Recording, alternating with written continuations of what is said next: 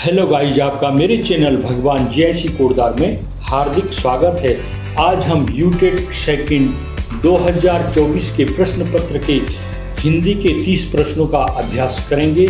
निम्नलिखित में से किस वाक्य में अपादान कारक का प्रयोग नहीं हुआ है? पेड़ से फल गिरा, वह तुमसे अधिक योग्य है। राम स्वभाव से सरल है, या लड़का शेर से डरता है। सही उत्तर है विकल्प सी, राम स्वभाव से सरल है। इसमें अपादान कारक का प्रयोग नहीं हुआ है। जिसके हाथ में चक्र है उसे कहते हैं चक्रधर, चक्रवृद्धि, चक्रपाणि या चक्रवात। आंसर है इसमें चक्रपाणि। पाणि माने हाथ, तो जिसके हाथ में चक्र है उसे चक्रपाणि कहते हैं। निम्नलिखित में से कौन सा वार्णिक छंद है? मालिनी, उल्लाला, रोला, हरि गीतिका। आंसर है मालिनी। यह वार्णिक छंद है जिसमें प्रत्येक चरण में निश्चित वर्णों की संख्या होती है। वांग्मय शब्द का संधि विच्छेद है वांग प्लस मय, वांग प्लस मय, वांग प्लस मय और वाक प्लस मय। सही उत्तर है वांग प्लस मय। निम्नलिखित में से कौन सा व्यंजन अंतस्थ है? घ, स, म, ल। सही उत्तर है ल। सांचे में ढला होना मुहावरे का अर्थ है किसी की इच्छा के अनुरूप आचरण करना, विस्तृत ज्ञान प्राप्त करना, रूपवान होना, अनेक कार्यों में दक्ष होना। सही उत्तर है किसी की इच्छा के अनुरूप आचरण करना। उसे देश सेवा करनी चाहिए। वाक्य में जो देश सेवा शब्द है वह भाववाचक संज्ञा है, एक वचन स्त्रीलिंग कर्मकारक, या भाववाचक संज्ञा बहुवचन स्त्रीलिंग कर्ताकारक, जातिवाचक संज्ञा एक वचन स्त्रीलिंग या कर्मकारक, या समूहवाचक संज्ञा बहुवचन पुल्लिंग कर्मकारक। तो समूहवाचक संज्ञा नहीं है, ये जातिवाचक संज्ञा भी नहीं है और बहुवचन नहीं है। और जो देश सेवा है यहाँ पर एक कर्मकारक पे है। इस तरह से यहाँ पर सही आंसर होगा भाववाचक संज्ञा एक वचन स्त्रीलिंग और कर्मकारक। वसंत शब्द का पर्याय नहीं है ऋतुराज, मधुमास, रत्नाकर, कुसुमाकर। यहाँ पर रत्नाकर का अर्थ या पर्याय समुद्र होता है, तो इसका सही उत्तर हो गया रत्नाकर। प्रिय प्रवास महाकाव्य में कुल कितने सर्ग हैं? 12, 15, 17 या 18? सही उत्तर है इसमें सही उत्तर 17। भाषा शिक्षण में साहचर्य विधि का उपयोग किस प्रणाली में किया जाता है? मॉन्टेसरी प्रणाली, डाल्टन प्रणाली, किंडरगार्टन प्रणाली या ह्यूरिस्टिक प्रणाली। आंसर किंडरगार्टन प्रणाली। इनमें से कौन पुरस्कार कहानी के रचयिता हैं? प्रेमचंद, जयशंकर प्रसाद, अज्ञेय या सुदर्शन? उत्तर है जयशंकर प्रसाद। अक्षर विन्यास की अशुद्धियों का कारण है उच्चारण दोष, लिपि का अधूरा ज्ञान, अभ्यास का अभाव या उपरोक्त सभी। तो यहाँ पर उच्चारण दोष से भी अक्षर विन्यास में अशुद्धि हो सकती है, लिपि का अधूरा ज्ञान भी, और अभ्यास भी जरूरी है किसी भी शुद्धता के लिए। तो आंसर इसका उपरोक्त सभी। कविता शिक्षण का मुख्य उद्देश्य है भाषा संबंधी ज्ञान को विकसित करना, सौंदर्यानुभूति तथा कल्पना शक्ति में वृद्धि करना, अभिनय क्षमता विकसित करना, विशिष्ट पदबंधों और वाक्य संरचनाओं का ज्ञान प्राप्त करना। सौंदर्यानुभूति तथा कल्पना शक्ति में वृद्धि करना। 46 का है, वर्तमान सभ्यता का दोष है प्रकृति के विकास को अवरुद्ध करना, मनुष्य को उसके मूल भावों से दूर करना, देश प्रेम की भावना को कम करना या मनुष्यत्व का हनन करना। सही उत्तर मनुष्य को उसके मूल भावों से दूर करना। अगला प्रश्न है, ये गद्यांश दे रखा है, आपके पास एक पैसेज आता है, इस पेपर में एक पैसेज आता है, उस पैसेज पर आधारित प्रश्न पूछे जाते हैं। जैसे निम्नलिखित गद्यांश को ध्यानपूर्वक पढ़कर पूछे गए प्रश्नों के सर्वाधिक उचित उत्तर वाले विकल्प का चयन कीजिए। जिन वस्तुओं और व्यापारों के प्रति हमारे प्राचीन पूर्वज अपने भाव अंकित कर गए हैं, उनके सामने अपने को पाकर मानो हम उन पूर्व पुरुषों के निकट जा पहुंचते हैं और उसी प्रकार के भावों का अनुभव कर उनके हृदय से अपना हृदय मिलाते हुए उनके सगे बन जाते हैं। वर्तमान सभ्यता ने जहां अपना दखल नहीं जमाया है, उन जंगलों, पहाड़ों, गांवों और मैदानों में हम अपने को वाल्मीकि, कालिदास या भवभूति के समय में खड़ा कल्पित कर सकते हैं। कोई बाधक दृश्य सामने नहीं आता।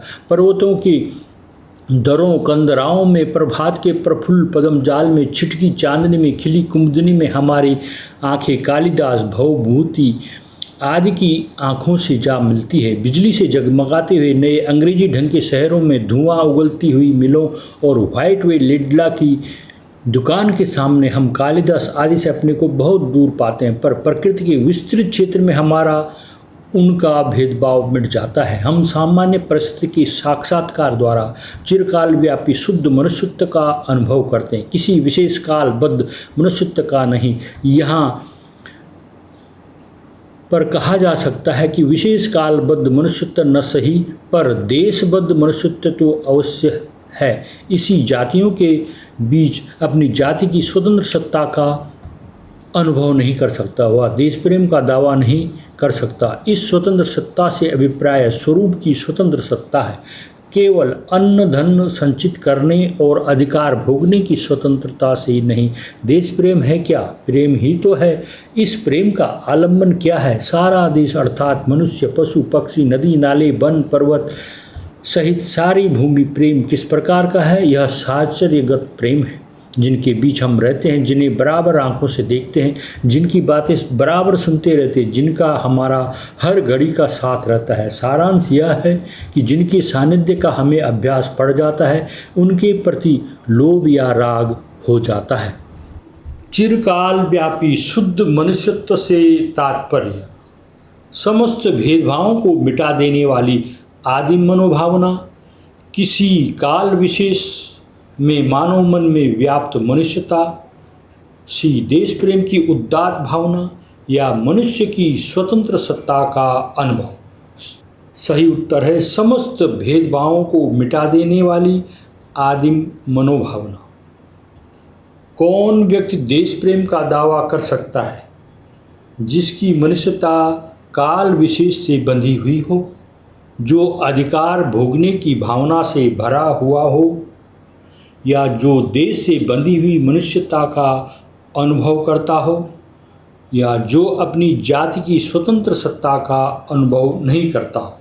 सही उत्तर जो देश से बंधी हुई मनुष्यता का अनुभव करता हो।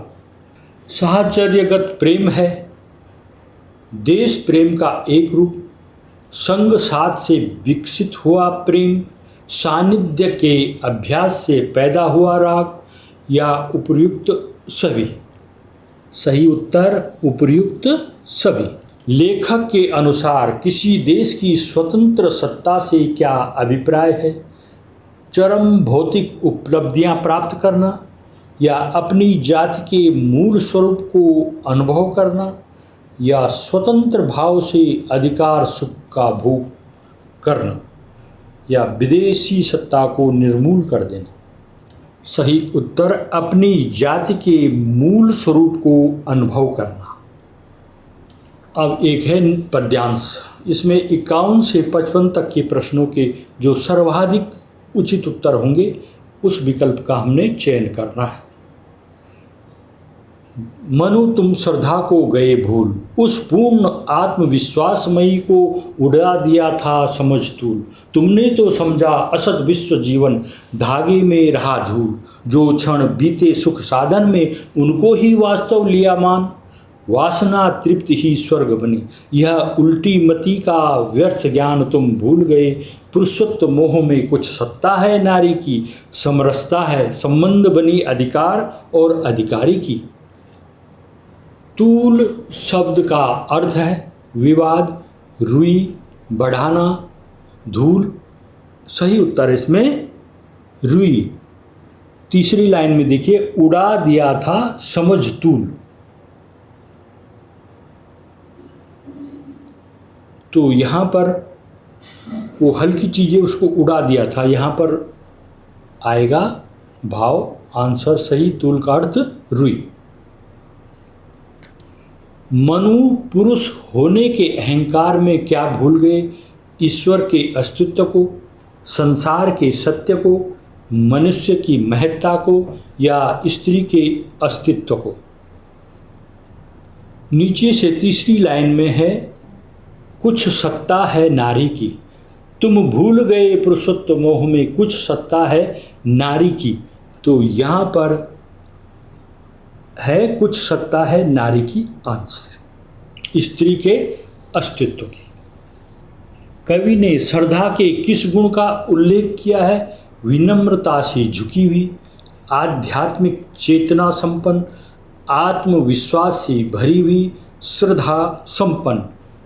53 में सेकंड लाइन में देखिए, उस पूर्ण आत्मविश्वासमयी को। तो यहाँ पर आत्मविश्वास से भरी हुई, तो आंसर इसका विकल्प सी। उपर्युक्त काव्य पंक्तियाँ किस महाकाव्य से ली गई हैं? कामायनी, प्रिय प्रयास, प्रिय प्रवास, साकेत या आंसू। उत्तर है इसका कामायनी। निम्नलिखित में से कौन सा दुर्गुण मनु में विद्यमान नहीं था? सांसारिक सुख को ही सर्वस्व मानना, स्त्री को हेय समझना, वासना तृप्ति को ही स्वर्ग मानना, अति आत्मविश्वास से भरा होना। आंसर है अति आत्मविश्वास से भरा होना। निम्न में से कौन सा वाक्य मिश्र वाक्य है? महात्मा विनोबा यश से भागते हैं पर कीर्ति उनके पीछे आती है।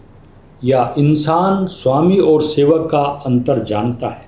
जिसने दुख नहीं देखा उसने दुनिया में कुछ नहीं देखा। घर का दरवाज़ा खुला और राम निकल गया। यहाँ पर जिसने, विकल्प सी, जिसने दुख नहीं देखा उसने दुनिया में कुछ नहीं देखा। यहाँ जिसने दुख नहीं देखा ये उपवाक्य है और उसने दुनिया में कुछ नहीं देखा यह मुख्य वाक्य है। तो ये मिलकर के मिश्र वाक्य बनाता है। तो विकल्प सी इसका आंसर। मौखिक भाषा की प्रारंभिक शिक्षा में कौन सा तत्व उपयोगी नहीं है? संपर्क, अनुकरण, अक्षर ज्ञान या अभ्यास।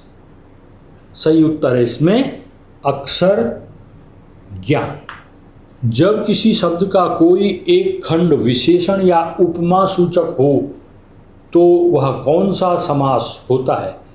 तत्पुरुष समास, कर्मधारय समास, द्वंद्व समास, अव्ययी भाव समास।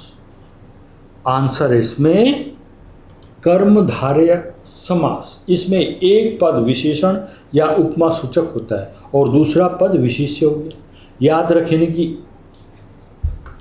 रखने की आसान ट्रिक देते। जिसमें का, के, की, में से हो वह तत्पुरुष समास होगा। जिसमें विशेषण हो उसके बाद संज्ञा हो कर्मधारय। जिसमें और का भाव हो द्वंद्व समास। और जिसमें अव्यय प्रधान हो उसे अव्ययी भाव कहते हैं। अव्यय का मतलब क्या होता है? जो शब्द लिंग वचन कारक के अनुसार बदलता नहीं है उसे अव्यय कहते हैं।